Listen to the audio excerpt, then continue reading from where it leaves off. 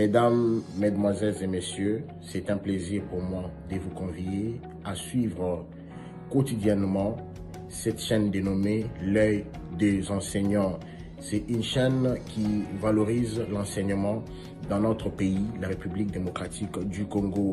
Quand on parle de l'enseignement, on voit directement l'enseignant ainsi que l'apprenant qui est l'élève et l'étudiant. Alors n'hésitez pas à vous abonner parce que c'est un cadre qui nous permettra à s'exprimer librement tout en dénonçant ce qui se passe dans notre pays sur le plan éducatif. Abonnez-vous massivement, likez, partagez avec vos proches afin que tous nous puissions parler le même langage et tous nous puissions développer notre pays sur le plan éducatif. Que Dieu bénisse la République démocratique du Congo. Merci.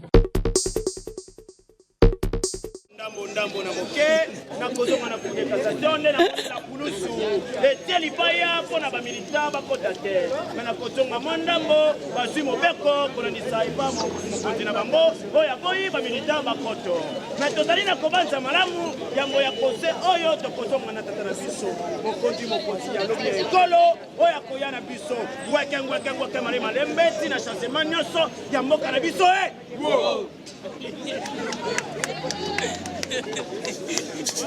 L'homme du peuple et les moutous du peuple. Ma réaction d'aujourd'hui, j'aimerais savoir seulement, jusqu'alors, pourquoi et comment notre président national, Jean-Marc Kabunda Kabound, est arrêté illégalement. Il est détenu, il est arrêté injustement jusqu'alors. C'est déjà presque une année. Aujourd'hui, nous sommes le 7 août 2023. Or qu'il a été arrêté injustement, il a été détenu illégalement depuis les 8 de l'année passée jusqu'alors. Donc, si nous revenons demain, ce sera déjà une année. Donc, ça reste que seulement un seul jour.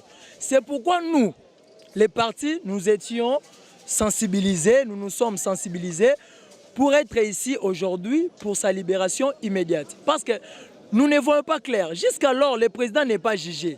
Jusqu'alors, le président n'est pas jugé. Nous déclarons, nous faisons des sittings, mais ça ne marche pas toujours. Ça ne marche pas toujours. C'est pourquoi nous étions sensibilisés et aujourd'hui, nous sommes là devant la Cour de cassation pour exiger la libération à l'immédiat de notre président national. Parce que son dossier n'est pas juridique, mais c'est politique. J'aimerais dire que notre président, Jean-Marc Kabunda Kabound, n'est pas un prisonnier politique. Il n'est pas un prisonnier politique, ou soit il n'est pas un prisonnier privé de quelqu'un. Mais à ce qu'on voit, nous voyons que c'est un prisonnier privé et politique de quelqu'un. Je ne peux pas citer les noms. Là, c'est déjà de la politique. Mais ce que nous voudrons maintenant là, nous voulons la libération sans condition de notre président Jean-Marc Kabunda Kabound. Et puis mon regret d'aujourd'hui, c'est quoi? Nous nous étions sensibilisés pour sa libération immédiate d'aujourd'hui. Car l'audience a été annoncée que ça sera public. Suivez-moi bien, messieurs les journalistes. Cette audience d'aujourd'hui a été annoncée, ça sera public. Mais, de notre grande surprise, nous arrivons aujourd'hui, pour entrer, ça devient un problème. L'accès est interdit. Or qu'en huis clos, je ne comprends pas, je ne comprends rien. Vous-même, vous êtes en train de voir tout le monde qui est ici. Avait besoin d'entrer là-bas, mais on nous interdit. Donc, je ne comprends rien. Est-ce que nous sommes dans un état de droit ou pas? Dites-moi, messieurs les journalistes. Nous sommes dans un état de droit ou pas? Alors pourquoi tout le monde ici sont dehors? Parce qu'on voulait entrer, assister notre président comme il est jugé. Jusqu'alors, ils ne veulent pas. Ils ne veulent pas. La porte est fermée. L'accès est interdit. On ne comprend rien. Donc, j'ai vraiment beaucoup à parler. Ça sera mieux si je serais un jour dans les plateaux pour dénoncer d'autres choses. En tout cas, le pays va mal. Le pays va mal. Nous n'avons pas de justice dans ces pays. Notre justice est vraiment mauvaise et compétente. Parce que jusqu'alors, mon président du parti, Jean-Marc Kabunda Kabound, le moutou du peuple, le député national de Moamba, est innocent. Il est innocent. Parce que c'est déjà presque une année. Demain, ça sera une année qui n'est pas jugé. Soit disant qu'aujourd'hui, il sera jugé, pour qu'on entre là-bas, on nous interdit. Notre président est innocent. Je le répète encore, est innocent, il faut qu'on le libère. Sinon, nous continuerons toujours par des sittings, par des désordres même, je peux dire, parce qu'ils ne veulent ça. Ils ne veulent que ça. Nous voulons la libération de notre président. il a ses droits, il a sa liberté d'expression en tant que député national. Ce n'est qu'un parlementaire. Donc lorsqu'il parle, il a les droits et la liberté de parler. Si le pays ne va pas bien, si les choses n'avancent pas, il a ses droits et sa liberté de parler. En tout cas, je vous remercie. J'aimerais qu'un jour vous m'appelez dans votre plateau pour me développer. Merci beaucoup. Toujours regretter le comportement paix, l'engagement pour la justice congolaise. Même chef de l'État a regretté qui le comportement de la justice. Il prouvait que Baza est incapable de dossier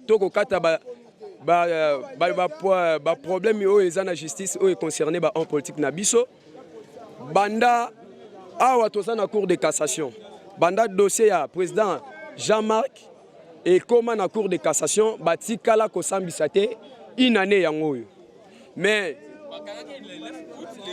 lelo toza le 7 août une année de jeu coquille procès nanu ebanda te tozo ebate Bayeto ebite infraction nini bakangela ki honorable président national Jean-Marc Akabound ti lelo toza le 7 août et puis lundi bakangé 2022 toza 2023 le 7 août toye lisusu na cour de cassation tozo ebate finalement dossier ezoye banate jusque là baza ban incapacité ya ko juger dossier ya honorable Jean-Marc Akabound to nini bayebisa biso pour jusque là bazana kati biso toza libanda soki cette fois-ci bakoki ko sambisa honorable Jean-Marc Akabound te ba PCP na ye wana tokoyeba ke baza ba incompétent batika honorable Jean-Marc Akabound parce que ayibi mbonga mboka te abomi mutu te asali détournement et de biens publics te batika ye a récupérer résidence na ye azonga a continuer ko ça la politique na ye à l'aise.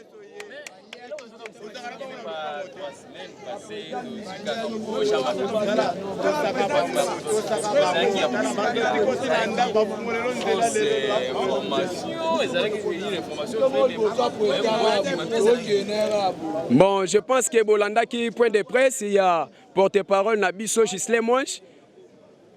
Presse à Salaki na siège national, Oezana 11e rue. Bolanda qui maemaso ya lobela qui à propos ya message à libération ya président Jean-Marc Akabound. Et ça te que yemoko Jean-Marc abenga ki batu te que boya na zobima. Et ça kaba moko oyo bakambaka ba mboka na biso nde bayaki na sango ya ko libérer président Jean-Marc Akabound. Mais avec ba condition oyo bango ba proposaki pour na président national na biso atika pour signer que abima azala libanda.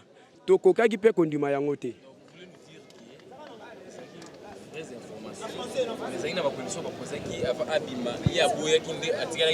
Eza bongo. Mais lolenge nini oyo bino bozo luka bo libérer mutu. Bokangi pendant une année. Bo sambisi ete. Bo memi mutu même na cour de cassation. Bokoki ko sambisa ete. Et puis bozo ya na ba document verbal que o ba signer ordonnance président honorable Jean-Marc Akabound abima. Ndeko journaliste toyebi justice bo garder mutu pendant une année infraction na ye totikali botikali ko annoncer te peuple congolais ayeba ke asala ke infraction kingani mais boye bozoya ko annoncer ke ba libérer honorable Jean-Marc Akabound kaka bino wana bozoya na ba proposition ya ba condition ebele tomoni ba oyo bazaki na o bakangaki kaka na makambo e concerné justice to mboka na biso babisele le bazali banda ba François Beya bazali banda oyo basali ben fraction oyo peuple congolais ayebi très bien na gouvernement bayebi très bien mais lelo bazali banda misusu bazo réclamer babeli bakende kozwa ba soin mais président Jean-Marc Akabound a sali loko mokote et puis pour prouver innocence naye atikala kosenga liberté provisoire te to atikala kosenga abima akende kozwa soin médicaux te. C'est pour la première fois que un politicien à prison, presque une année sans conseil à Bimalibanda. C'est là qui prouve que Aza innocent na makambo nyonso et puis akokende na bango tina suka. Soki lelo le 7 bazui décision ya ko libérer honorable Jean-Marc Akabound te c'est que bakozala compétent qu'il plaît ou qu'il neige. Bayeba ke honorable Jean-Marc Akabound akozala libanda pour aya ko postuler na élection élection oyo bazo organisé na yebité ce qui est kozala te parce que jusque là tozo zo information ya makambo ya élection te bati kaye a regagner place peuple congolais azana souci na ye et puis bazana confiance na ye bati kaye abima libanda soki bazo banga honorable Jean-Marc Kabundi te bati kaye abima libanda tokende na élection soki bango bako mériter kozala toujours ne bonga to honorable président national Jean-Marc Kabundi to ako mériter. Merci messieurs les journalistes. Yango tuye kosenga libération na ye banda bakanga ye suite ezate bokatela ye bakatela ye ti bobimisa ye pe babimisa ye ti tozoyeba te citation na bango eza nini pona Jean-Marc Kabundi akabunda yango lelo biso nyonso tuye awa ko déclarer libération na ye tuye kosala masekite tuye kosala négociation te mamamila te tuye tosenga libération ya Jean-Marc Kabundi akabunda babimisela biso ye tokene palais selon ndenge kosenga abanda musala na ye tolingi te makambo oyo tobendanaka entre biso na bato ya IDPS tobendanaka na pouvoir en place tolingi yango te pe toza déjà baopposant tondimi kozala na kati ya opposition kovivre baopposant mpona kokombattre pouvoir en place ti suka nango. Merci maloba nanga esuki wana.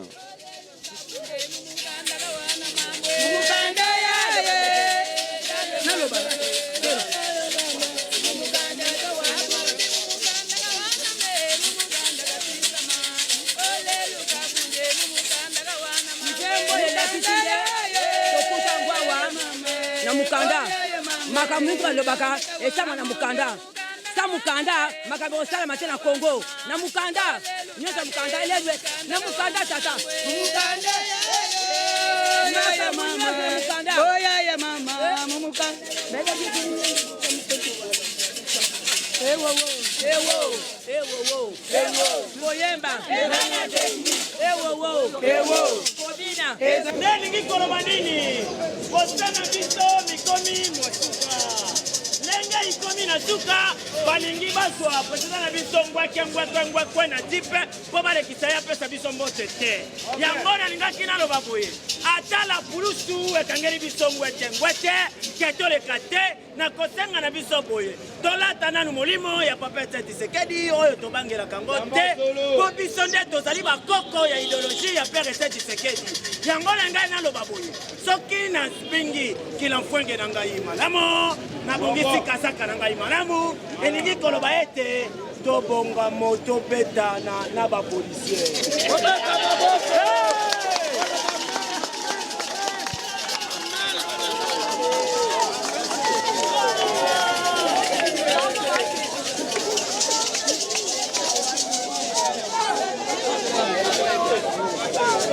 Mke.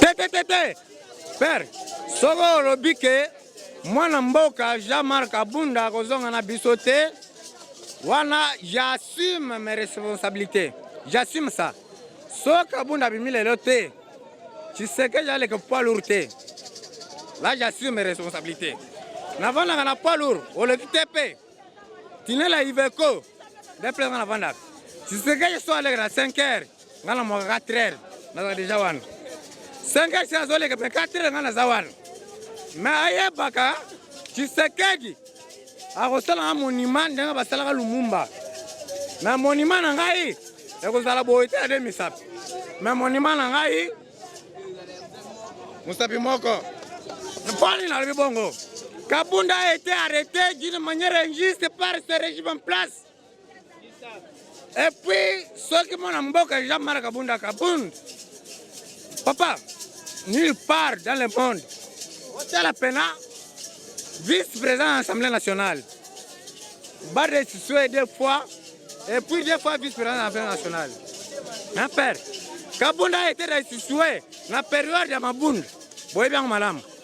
Bako risiwe lisusu na période ya nani oyo soki mbosu soki tango mamba batwala matame jembela biso tokosala te kaka bango mais Kabundi eloko oyo bazobeba na régime ezani père soki baka vérité te ye okana biso vérité ezani ezangi na programme moko boye basalaki pour na social ya peuple congolais ok programme moko na programme wana Tshisekedi atosate c'est la diaspora oyo bazota bakasi te bakangi Kabunda batie na boloko me yoka nayebisa yo Tshisekedi ndenge aza wana tuna ye biselele aza nani epa na ye epuis lelo biselele aza wapi aza na boloko na makala me lelo biselele abimi wana barévélation ya Jean-Marc Kabunda alobi président de la République eza entouré na badiaspora bato bayeka mpona bifetek bamburker mbwa na loso na chichampa lotoko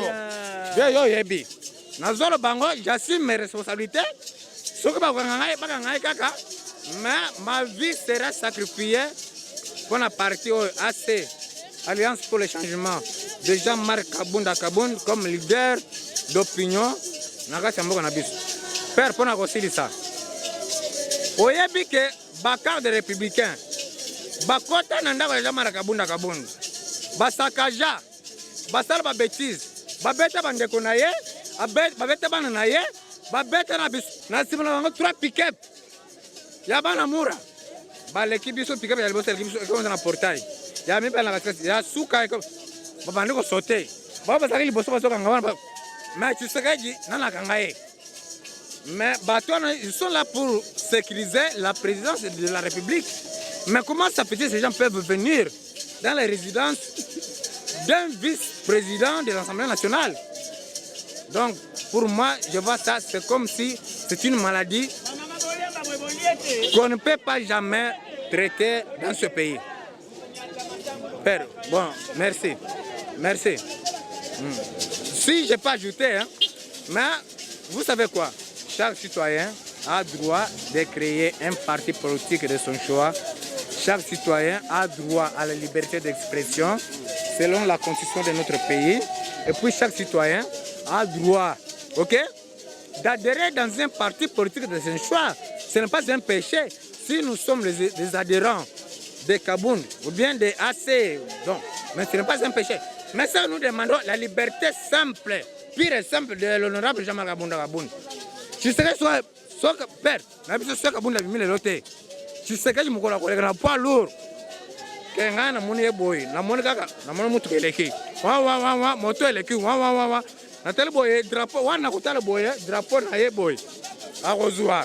Père na bisa. Ça je vous le dis, ce n'est pas des sentiments donc corporels, ça je le dis de tout mon cœur. Et puis, image wana eleki. Ngai bakobeka masepa basore na ye. Bakobeka masepa basore na ye, tu sais ça qui va conseiller la famille na ye biologique, ça qui va conseiller la famille na ye politique, ça qui va conseiller na cabinet na ye. Muko so kabila bimila lote Kabunda bimila lote. Muko tu sais que na pas lourd. Père Zam bakobeta masasi, mais bakobeta na mena ko babali Tshisekedi libanga na ye bien drapeau a chakli boso mutu na ye. Ve boaka biloko wana, boaka ngo. Ve boaka ve. Mesdames, Mesdemoiselles et Messieurs, c'est un plaisir pour moi de vous convier à suivre quotidiennement cette chaîne dénommée L'œil des enseignants. C'est une chaîne qui valorise l'enseignement dans notre pays, la République démocratique du Congo. Quand on parle de l'enseignement, on voit directement l'enseignant ainsi que l'apprenant qui est l'élève et l'étudiant. Alors n'hésitez pas à vous abonner parce que c'est un cadre qui nous permettra à s'exprimer librement tout en dénonçant ce qui se passe dans notre pays sur le plan éducatif. Abonnez-vous massivement, likez, partagez avec vos proches afin que tous nous puissions parler le même langage et tous nous puissions développer notre pays sur le plan éducatif. Que Dieu bénisse la République démocratique du Congo. Merci.